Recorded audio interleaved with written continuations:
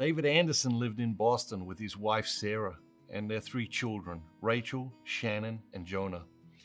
He was a very successful businessman, and one of the rewards of his success was their summer home on Martha's Vineyard. Sarah and the kids spent the whole summer there, while David usually spent part of each weekend and always came for the first 2 weeks of July. One summer, a few years ago, he was driving out to the beach at the beginning of July when he made a promise to himself. For 2 weeks, he was going to be a loving and attentive husband and father. He would make himself totally available. He would turn off his cell phone, resist the temptation to be constantly checking his email, and make himself completely available to his family and a genuine experience of vacation. You see, David worked too much. He knew it. Everyone around him knew it. When you love your work, that's one of the dangers. When you rely on your work too much for your identity, that's one of the pitfalls. From time to time, David felt guilty about how much he worked, but he managed to brush the guilt aside by making the excuse that it was necessary. Sometimes he overcame his feeling of guilt by calling to mind the many privileges and opportunities that his wife and children were able to enjoy because he worked so hard. Did the rationalization succeed? Only temporarily. But this vacation was going to be different. David was going to be attentive and available. The idea had come to him in his car as he listened to a podcast that a friend had recommended to him. People were always giving him books to read and recommending podcasts.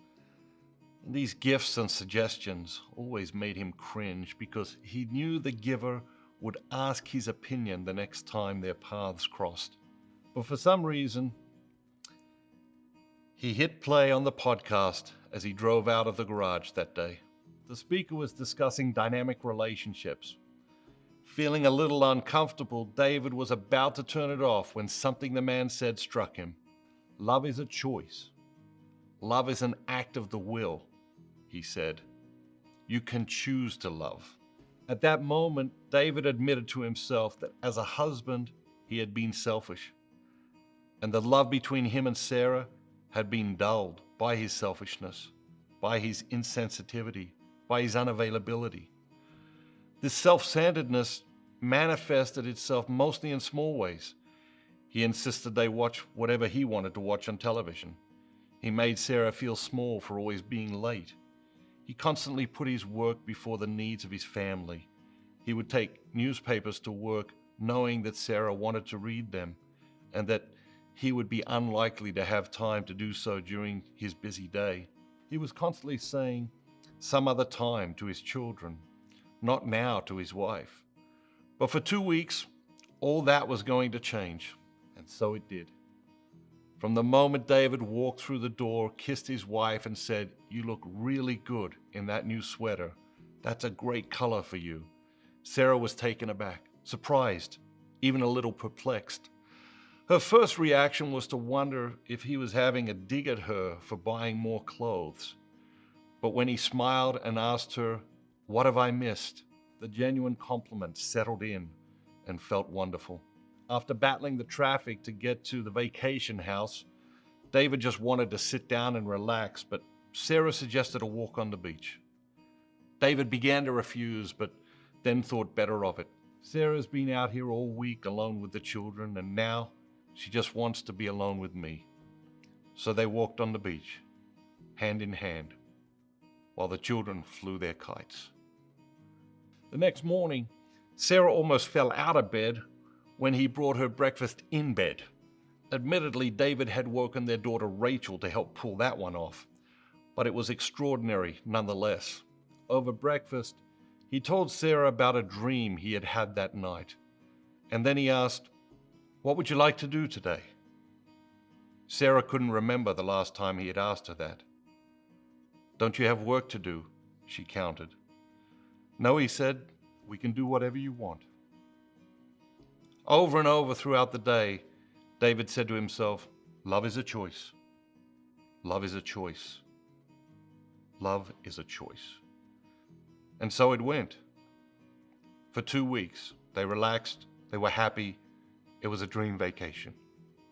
2 weeks without the constant harassment of cell phone calls and email. They visited a maritime museum, even though David hates museums. He allowed the kids to eat ice cream whenever they wanted. He even managed to hold his tongue when Sarah's getting ready made them late for his best friend's birthday dinner. Did Dad win something? Their daughter Shannon asked her mother one day. Sarah laughed. But she had been wondering herself what had come over her husband. After lunch on the last day, David excused himself and walked the beach alone. He thought about the promise he had made to himself, driving out 2 weeks earlier, and now made a new promise to keep choosing love when they got home. That night, as he and Sarah were preparing for bed, Sarah suddenly stopped and looked at David with the saddest expression he'd ever seen come across her face. David panicked. "What's the matter?" Sarah said, "Do you know something I don't know?" "What do you mean?" David asked. Sarah said, "The checkup I had a few weeks ago. Did Dr. Lewis tell you something about me?" "Dave, you've been so good to me. Am I dying?" David's eyes filled with tears. Wrapping her in his arms and holding her tight, he said, "No, honey. You're not dying. I'm just starting to live."